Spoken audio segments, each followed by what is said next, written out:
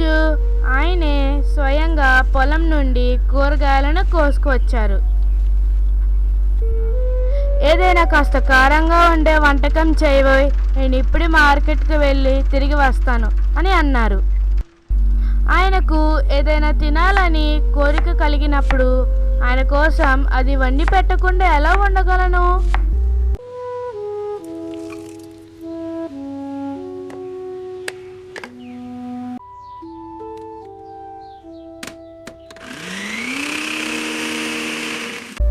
ముందుగా నేను ఒక ప్యాన్లో నూనె వేసి కొన్ని దినుసులతో పోపు పెడతాను.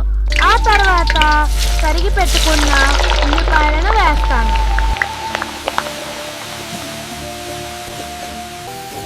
ఇప్పుడు తరిగి ఉంచుకున్న కూరగాయలన్నిటినీ వేసి అవి బాగా ఉడికేలా వేయిస్తాను.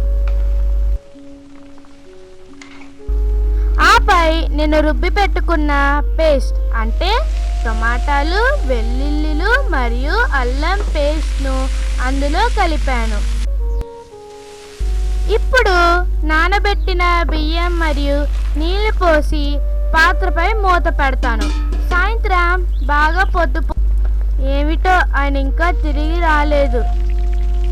ఆహా, ఆయన తిరిగి వచ్చేశారు. ఆయనకి ఈ పులావ్ని త్వరగా వడ్డిచ్చేస్తాను. మార్కెట్ నుండి నా కోసం ఏదో తీసుకువచ్చారని నాతో ఆయన చెప్పారు, కానీ అది భోజనం పూర్తయ్యాకే నాకు ఇస్తానని నేను చెప్పారు. నా కోసం ఆయన మల్లెపూలు తీసుకొచ్చారు, ఐస్ క్రీమ్ తీసుకువచ్చారు, ఉయ్యాలలో నన్ను కూర్చోబెట్టి ఊపారు. మీకు పులావ్ తినడం ఇష్టమా లేదా బిర్యానీ తినడం ఇష్టమా? కామెంట్లో నాకు తప్పక తెలియజేయండి.